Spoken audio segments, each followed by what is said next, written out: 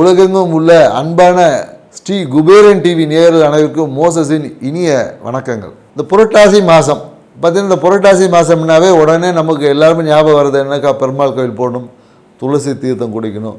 So இந்த பித்திருக்களுக்கு உண்டான மகாலயம் சொல்லக்கூடிய அந்த தேய்பிரையில் வரக்கூடிய விஷயங்கள் பித்திருக்கள் தோஷம் மிகுது.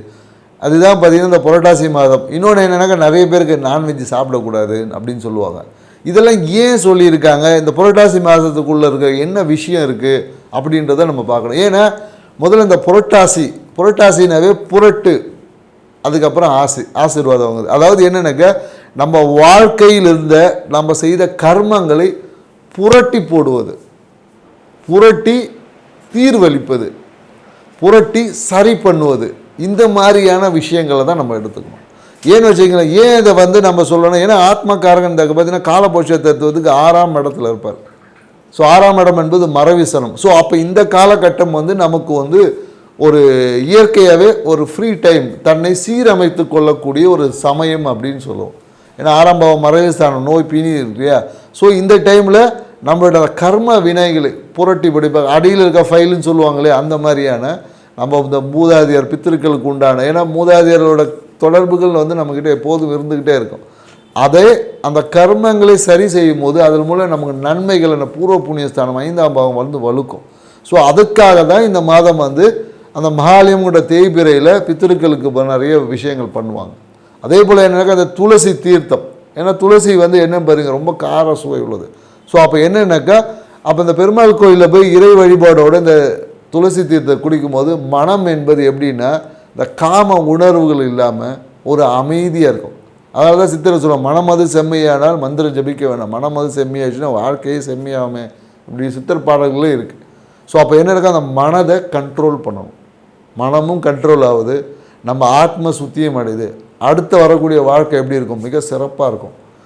இந்த விஷயத்தை தான் புரட்டாசி மாதத்தில் நம்ம கிடைக்கும். அதனால் என்னென்னாக்கா, வாய்ப்பு கிடைக்கிறவங்க இந்த மாதம் நான்வெஜ் ஏன் சாப்பிடக்கூடாதுன்னா, இந்த காலகட்டத்தில் க்ளீனிங் ப்ராசஸ் நடக்கக்கூடிய இடம். ஸோ அந்த இடத்துல நம்ம ஹெவி லோடு போடும் போது, இப்போ ஒருத்தவங்க வீட்டில் க்ளீன் பண்ணிகிட்டு இருக்காங்க, அவங்களுக்கு நீ குப்பையை போட்டுகிட்டே இருந்தால் சிரமமாக இருக்கும் இல்லையா. ஸோ அப்போது இந்த மாதத்தில் நம்ம இலகுவான உணவுகளை எடுக்கும் போது, நம்ம சும்மா இருந்தாவே இயற்கையே நம்மளை புனிதப்படுத்தும். புரியுதுங்களா? அதுக்கு கூட நம்ம புனிதப்படுத்துறதுக்கு உண்டான ஒத்துழைப்பை கொடுக்கும் போது, நம்ம பெருமாள் கோயிலில் போயிட்டு இந்த காலத்தில் துளசி தீர்த்தம் குடிப்பது, மேலும் இந்த பித்திருக்களுக்கு உண்டான இந்த விஷயங்கள் எல்லாம் நம்ம ஈடுபடும் போது, இயற்கைக்கு இப்போ நம்ம வேலை செய்கிறவங்களுக்கு நம்ம உதவி செய்யும் போது வேலை சீக்கிரம் நடக்கும், சரியாகவும் நடக்கும். ஸோ இதுதான் இதற்கு பின்னாடி இருக்கக்கூடிய அறிவியல் சூட்சமெல்லாம் இருக்குது. ஸோ இப்படி இருக்கக்கூடிய இந்த புரட்டாசி மாதத்தில் ஒவ்வொரு ராசிக்கும் என்ன மாதிரியான பலன்கள், ஏன்னா கிரகச்சாரங்கள் ஒவ்வொருத்தருக்கும் ஒவ்வொரு மாதிரி நடக்கும் இல்லையா, அதுக்கு வச்சுட்டு நம்ம ஒவ்வொருத்தருக்கும் என்னென்ன பலன்கள் வரப்போகுதுன்றத இப்போ நம்ம பார்க்க போகிறோம். வாங்க வீடியோக்குள்ளே போகலாம். மேஷ ராசி, ஏன்னா மேஷ ராசி பார்த்தீங்கன்னா காலபுருஷ தத்துவத்துக்கு முதல் ராசி. அந்த ராசியோட இதுவே சிம்பிளே பார்த்தீங்கன்னா ஆட்டோட தலையை கொடுத்துருப்பாங்க. ஏன்னா ஆட்டோட தலை எப்போதும் நிமிர்ந்து நிற்கும். பார்த்தீங்கன்னா செம்மறி ஆடு தான் குனிஞ்சிருக்கும், வெள்ளை ஆடு பார்த்தீங்கன்னா எப்போதும் தலை நிமிர்ந்து நிற்கும். அதே போல் தான் இந்த மேஷராசி எங்கே எல்லா இடத்துலையும் அந்த கௌரவத்துக்கு முக்கியம் கொடுப்பான், தனக்கு முன்னுரிமையை அளிக்கணும். இந்த மாதிரியான குண அதிசயங்கள் தான் அதிகமாக இருக்கும். ஸோ இப்படி இருக்கக்கூடிய இந்த குண அதிசயங்கள் இருக்க இந்த மேஷ ராசிக்கு இந்த மாதம் பார்த்தீங்கன்னா ராசி அதிபதியே போய் 7ஆம் பாவத்தில் உட்காந்துருக்காரு. ஸோ அப்போ என்னென்னாக்கா, இவர்களை இயக்குவதே சூழ்நிலைகள் தான். 7ஆம் பாவம் பார்த்தீங்கன்னா ஒரு நல்ல ஸ்தானம் தான். ஸோ அப்போ இவருடைய இயக்குவது எது, சூழ்நிலைகள் தான் இவருக்கும். இவர் என்ன பண்ணணும் ஏது பண்ணணும் என்ற தீர்மானிக்கிறது என்னென்னாக்கா, திருமணம் ஆகியிருந்தாங்கன்னா வாழ்க்கை துணை தான் தீர்மானிக்கும், சூழ்நிலைகள் தான் இந்த காலகட்டத்தில் தீர்மானிக்கும். உங்களோட டிசிஷன் மேக்கிங், நீங்கள் என்ன செய்தால் நல்லாயிருக்கும் அப்படி என்பதை தீர்மானிப்பது உங்களோட சூழ்நிலைகள் தான். ஸோ அப்போ அந்த சூழ்நிலைகளை அனுசரித்து இந்த மாதம் போகணுன்னா உங்கள் வாழ்க்கை மிக சிறப்பான விஷயமா இருக்கும்.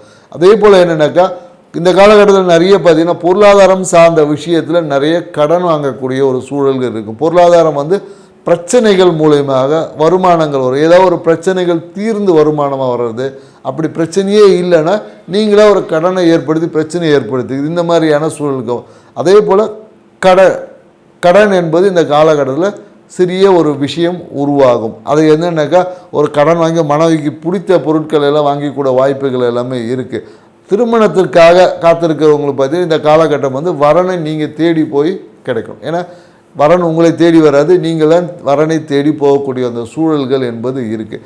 படிக்கக்கூடிய மாணவர்களாக இருந்தாங்கன்னா இந்த காலகட்டத்தில் ஒரு கல்வியில் சிறிய தடை தாமதங்கள் ஏற்படும்.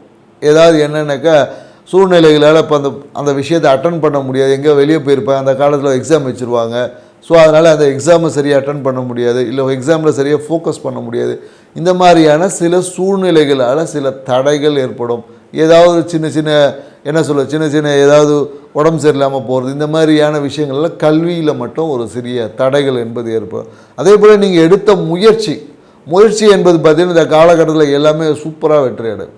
என்னென்னாக்கா மனசில் ஒரு விஷயத்தை ஆம்பிஷன் குறிக்கோளோடு பயணித்த மேஷ ராசிக்காரங்களுக்கு அந்த குறிக்கோளை அடையக்கூடிய தன்மை என்பது இந்த காலகட்டத்தில் இருக்குது. ஸோ இந்த காலகட்டம் அந்த மாதிரியான காலகட்டம் இருக்குது. அதே போல் என்னென்னாக்கா இவங்களுக்கு இந்த நோய்த்தன்மை என்பது இந்த காலகட்டத்தில் திடீர்னு ஏற்படும். திடீர் என்ற நோய்த்தன்மை என்பது ஏற்படும். குறிப்பாக என்னென்னாக்கா இந்த காலகட்டத்தில் இந்த ரத்தம் சார்ந்த விஷயத்தில் ஒரு பிரச்சனை வரும். ரத்தம் சார்ந்த விஷயத்தில் இல்லைன்னா நிறைய பேருக்கு இந்த எலும்பு ஜாயிண்ட் வலியில் இந்த ஸ்பைனல் கார்டில் வலிக்கிறது, இந்த மாதிரியான சூழல்கள் எல்லாமே இந்த காலகட்டத்தில் சரியாகக்கூடிய வாய்ப்புகள் இருக்குது. அதே போல் என்னென்னாக்கா நிறைய பேர் என்னென்னாக்கா பிரச்சனையாக இருக்கக்கூடிய ஒரு விஷயத்தினாலே இன்றைக்கி ஆதாயம் இருக்கும். ஏதோ ஒரு இடம் பிரச்சனையாக இருந்திருக்கும், அந்த திடீர்னு அந்த விஷயம் சரியாகி அதை விற்று வருமானத்தை பெறக்கூடிய வாய்ப்புகள் எல்லாமே இந்த காலகட்டத்தில் மேஷராசிக்காரங்கள் இருக்குது. அதனால் என்னென்னாக்கா ரியல் எஸ்டேட்டில் டிஸ்பியூட்டட் ஏதாவது லேண்ட் இருந்துச்சுன்னா அதை நீங்கள் பண்ணிங்கன்னா கண்டிப்பாக வருமானம் என்பது நீங்கள் எதிர்பார்த்த லெவலில் இருக்கும். அதனால் ரியல் எஸ்டேட் டிஸ்பியூட் லேண்டு இந்த காலகட்டத்தில் அந்த டிஸ்பியூட் சரியாகி அதன் மூலம் பெருத்த லாபத்தை பெறக்கூடிய வாய்ப்புகள் இருக்குது.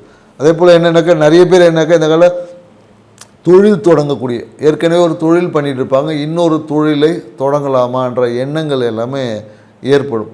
நிறைய பேர் வீட்டில் இருந்து இல்லை சில பேர் சொத்தை விற்று அதில் வந்த வருமானத்தை கொண்டு தொழில் தொடங்கக்கூடிய வாய்ப்பு இருக்குது.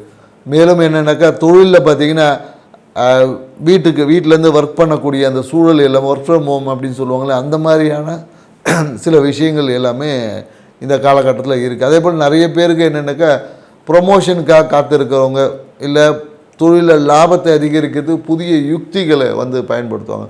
இது எல்லாமே பார்த்திங்கன்னா சூழ்நிலைகள் தான் உங்களை இயக்குவதால் நீங்கள் எதுவுமே பிளான் பண்ணியே இருக்க முடியாது. நீங்கள் பிளான் பண்ணி செய்யக்கூடிய விஷயங்களை காட்டிலும் நீங்கள் பிளான் பண்ணாத விஷயங்கள் தான் இந்த காலகட்டத்தில் அதிகமாக நடக்கும். ஸோ அதனால் சூழ்நிலைகளில் திடீர் விரயங்கள் இருக்கும், திடீர் பயணங்கள் இருக்கும்.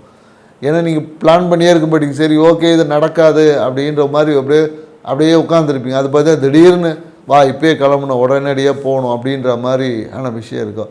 நம்ம சும்மா உட்காந்துருப்போம், திடீர்னு பயணங்கள் என்பது ஏற்படும், திடீர் விரயங்கள் எல்லாமே வரும். மருத்துவ விரயங்கள் என்பது வரும். உங்களுக்கு இல்லைனாலும் யாருக்காவது ஒருத்தர் மருத்துவ விரயத்துக்காக இந்த காலகட்டத்தில் உங்களுக்கு கால் பண்ணுவாங்க, இல்லை மருத்துவ உதவிக்காக ஏதாவது பண உதவி ஏதாவது கேட்டாங்கன்னா நீங்கள் அதை செய்வதன் மூலிமா அது உங்கள் வாழ்வில் திடீர் அதிர்ஷ்டத்தை பெற்றுத்தரும். ஏன்னா உங்களுக்கு ஏன்னா இந்த காலகட்டத்தில் நீங்கள் செய்யக்கூடிய ஒரு மருத்துவ உதவி இல்லை மருத்துவத்திற்காக நீங்கள் செய்யக்கூடிய உதவிகள் என்ன பண்ணோன்னா உங்கள் வாழ்வில் இருக்கக்கூடிய தடைகளை நீக்கி உங்களுடைய அந்த கர்மா என்னக்கூடிய அந்த விஷயத்தை போக்கி அதிர்ஷ்டமாக மாறும். ஏன்னா நம்ம பெரும்பாலும் சொல்வதற்கு அதிர்ஷ்டமும் தடையும் ஒரே ஒரு பக்கம், நாணயத்தின் இரு பக்கங்கள் போல தான். பிரச்சனை நன்மை. ஸோ இந்த பிரச்சனையை நம்ம சரி பண்ணிவிட்டு அது நன்மையாக மாறிடும், இரட்டிப்பின் நன்மையாக மாறும். இதுதான் சொல்லுவோம். அதனால் நீங்கள் என்னென்னாக்கா மேஷராசிக்காரங்க இந்த காலகட்டத்தில் ஏதாவது ஒரு உதவி தீராத பிரச்சனைக்காக ஏதோ ஒரு விஷயங்கள் வந்தனா நீங்கள் உடனடியாக அவங்களுக்கு ஏதாவது ஒரு உதவிகள் அவங்க கேட்கக்கூடிய உங்களால் இயன்ற கடன் வாங்கி உங்களை உதவி பண்ண சொல்ல இயன்ற உதவிகள் செய்யுங்க. அதுவே உங்கள் வாழ்வில் மிகப்பெரிய ஒரு பணம். அதே போல் நட்பு ரீதியில் தேவையற்ற விவாதங்களை தவிர்த்துக்கணும். குறிப்பாக என்னென்னாக்கா கணவன் மனைவி உறவில் விவாதங்களை தவிர்த்துக்கணும். ஏன்னா ஆர்கியூமெண்ட் பண்ணணும், இந்த காலம் கொஞ்சம் ஈகோ கிளாஷ் ஆகும். ஸோ அதனால் விவாதங்களை தவிர்த்து கொண்டால் உறவு என்பது சிறப்பாக இருக்கும். ஸோ அதனால் திருமணம் ஆகி இருக்கிறவங்களுக்கு இந்த ஒரு விஷயத்தை நீங்கள் ஃபாலோ பண்ண, கணவன் மனைவிகிட்ட தேவையற்ற ஆர்கியூமெண்ட்டை குறைத்து கொள்ளுங்கள். அதுதான் உங்கள் வாழ்க்கையில் இந்த புரட்டாசி மாதத்தை சிறப்பாக வச்சுருக்கோம். செஞ்சு பாருங்கள், உங்கள் வாழ்க்கை மிக சிறப்பாக இருக்கும். நன்றி, வணக்கம். ஸ்ரீ குபேரன் டிவியை பார்த்தமைக்கு நன்றிகள். மேலும் இது போன்ற தகவல்களை தெரிந்து கொள்ள ஸ்ரீ குபேரன் டிவியை சப்ஸ்கிரைப் செய்யுங்கள். மறக்காமல் பெல் ஐக்கானை கிளிக் செய்யுங்கள்.